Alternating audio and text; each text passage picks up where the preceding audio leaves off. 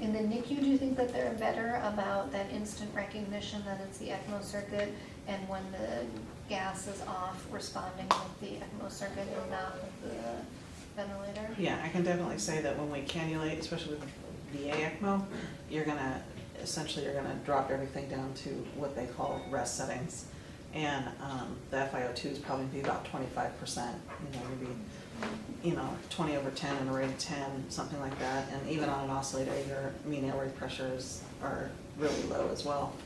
And then when, with the blood gases and stuff, you're definitely your older core RTs that have been around a long time you'll go to the ECMO specialist and hand them the blood gas, and then they'll have a discussion about what they want to do.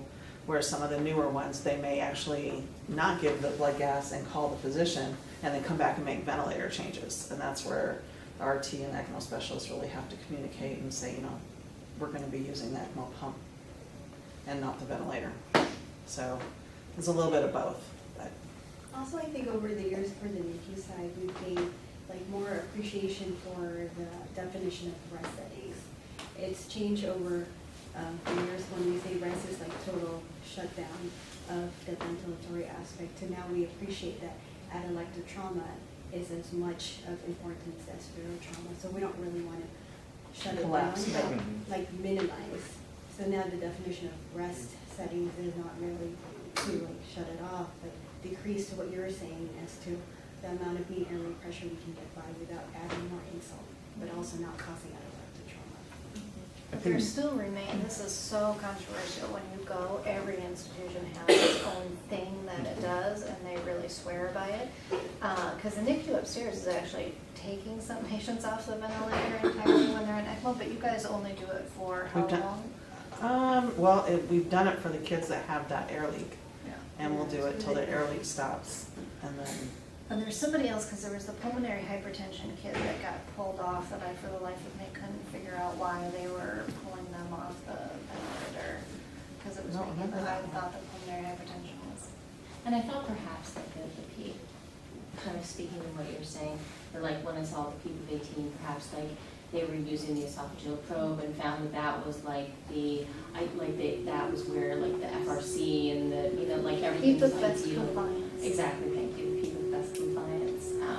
So I didn't know if maybe that was the thought here, the thought process you guys typically take in the PICU here. Yes, for sure. For sure, the PICU here works to find the peak of best compliance, and it used to be that they would just do it by truly evaluating the compliance as they change it. Now, many of the kids almost all the kids end up getting esophageal probes and using that to help find the peak of best compliance, to the point that one of the fellows who left last year told me he didn't know if he was going to be able to manage a ventilator somewhere else, because how was he going to get an esophageal probe to find the best peak to have the patient on? I was like, well, welcome to the rest of the United States outside of CHLA. So the main goal of resting settings is to maintain this people with the best compliance, or FRC, So like you were saying, you're trying to avoid that atelectatic trauma. Okay, that's it. You sure? Yeah. Okay. But what's interesting is that the adult world is changing more to extubating their patients on ECMO. So while we used to extubate people or take them off the ventilator and let their lungs fully collapse, then we've gotten into more and more recruitment for the lung. The adults are resurging in the last 5 years with fully taking patients off the ventilator, and it partially comes from the lung transplant world, because in order to be a candidate for lung transplant, you have to be extubated and mobile in the world. And so they started experimenting with patients on ECMO and extubating them when they're on ECMO, and then getting them up doing their rehab so they could be candidates for ECMO. Which in that case, that makes sense to me, because at that point in time, we've already decided that at some point in time, these lungs are going in a trash can, and so if you finish the process off, who cares? But they started doing it with their patients who are not on the lung transplant list, so it'll be interesting to see how that continues to evolve. So you can go through, You can, and I believe you should, somebody should be calculating the recirculation fraction at least every shift on patients so that you have some kind of trend. But ultimately, what you're trying to do is try to find that sweet spot on the curve again. So the way you find that sweet spot on this curve is you watch your patient's saturation while you also watch the SpO2 on your ECMO circuit. And what you're looking for is that your patient's saturation is continuing to go up and your SpO2 up is not going up at the same rate as your patient's saturation is, right? So there's always going to be more recirculation, but your SpO2 shouldn't go up at a faster rate. But as soon as you cross over and your SpO2 is starting to go up faster than your patient's saturation is at, that's when you've found your best flow rate for your patient. Does that make sense? And there's another slide on that. Walk through. I don't know why that's remaining.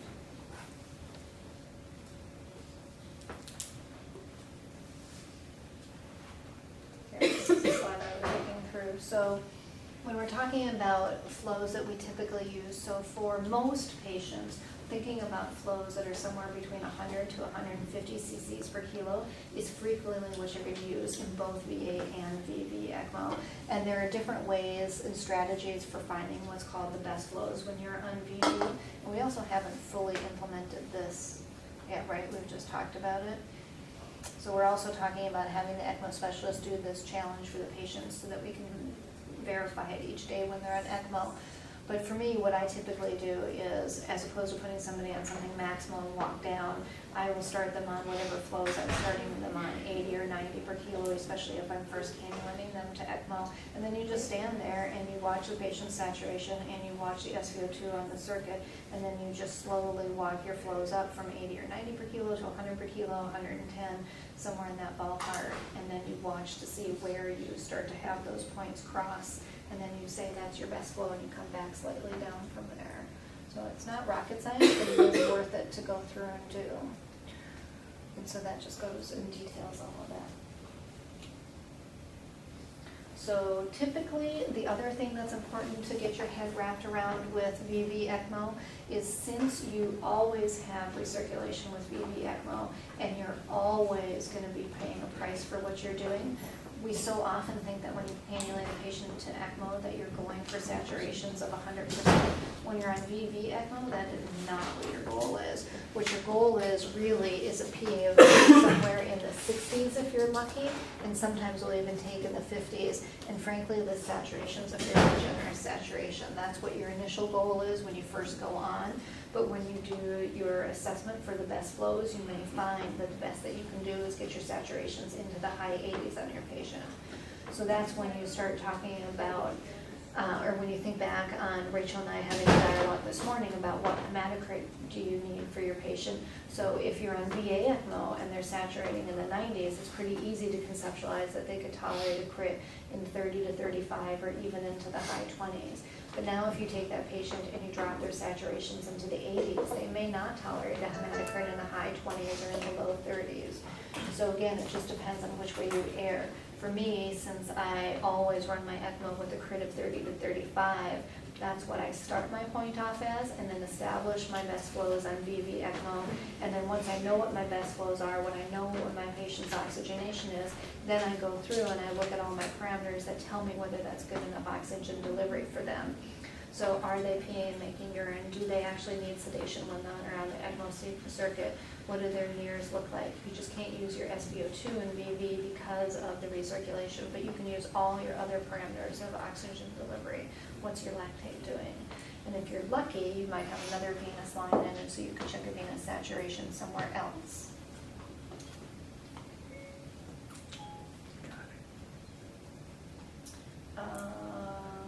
That we talked about. This Rachel also talked about this morning, so what can you do to improve it? So we talked about increasing your oxygen carrying capacity, we talked about increasing your flow, and then ultimately your last ditch effort could be in VV ECMO that you can't dial all the way down to rest settings. It's most likely when you're on VV ECMO that you won't be able to go all the way down to rest settings. and that you'll have to use your ventilator to some degree. But to me, that's why it's important to find your ECMO best flows as the starting point, so then you know you're already optimized there, and then start dialing back your ventilator, as opposed to just putting them on flows of 100 per kilo, and then you get a gas bag that's not quite as oxygenated as you want it to be, and then that's what leads to people starting to change the ventilator as opposed to changing the ECMO circuit. I think if you find your best flows first, then it's easier. And ultimately, if you fail on improving oxygenation on VV and you just aren't getting by, then that's when we convert to VA. Do you know what our conversion rate here is, Kim? It's pretty low. It's pretty low. I think since we've been in this building, I think we've converted once, Yeah, so. which is probably a factor of how few kids we actually put on. Well, that's, yeah, we don't put that many on. So this VV, oh, this is where that slide was, I couldn't remember where this slide was. So this is what we were talking about earlier when we were talking about what the ECMO circuit is primed with, so that's what it means. When you have a so when the ECMO circuits come, there's nothing in them. And so what will happen is that they'll be first saline primed so that they're fully set up on the circuit. So just so all of you know, there is always a saline primed neonatal or quarter-inch circuit in the cardiac ICU supply room, always, all days of the year, even if nobody is on ECMO. If we cannulate a bigger kid to ECMO that takes the bigger circuit, the 3/8" circuit, then there will be also a saline primed circuit in that room. Otherwise, we leave them dry primed because they don't last as long if they're saline primed as if they're dry primed. So all that happens when you cannulate is somebody brings that to the bedside, but then you have to go from that saline prime over to the blood prime with all the things that we talked about this morning. And they do put a little bit of 5% albumin in to finish because the unit of cells is in enough.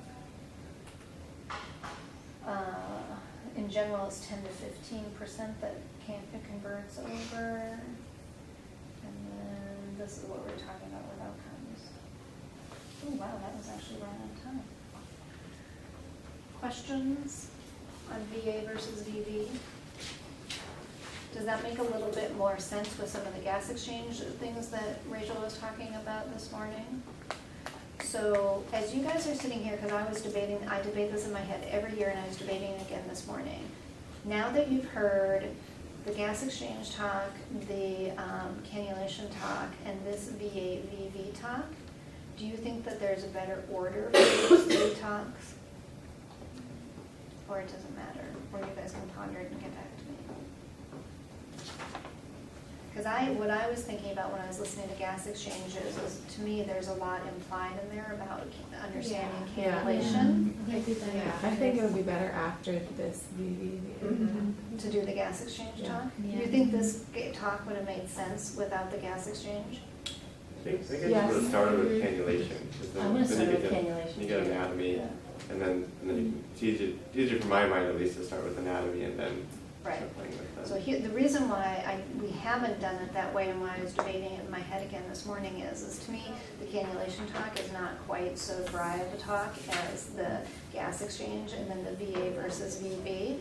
And so when I was writing the schedule this weekend for this class, I debated putting cannulation in the morning and moving gas exchange to the afternoon, but I thought you guys would all die if we did gas exchange and then followed by VA, VV, or vice versa.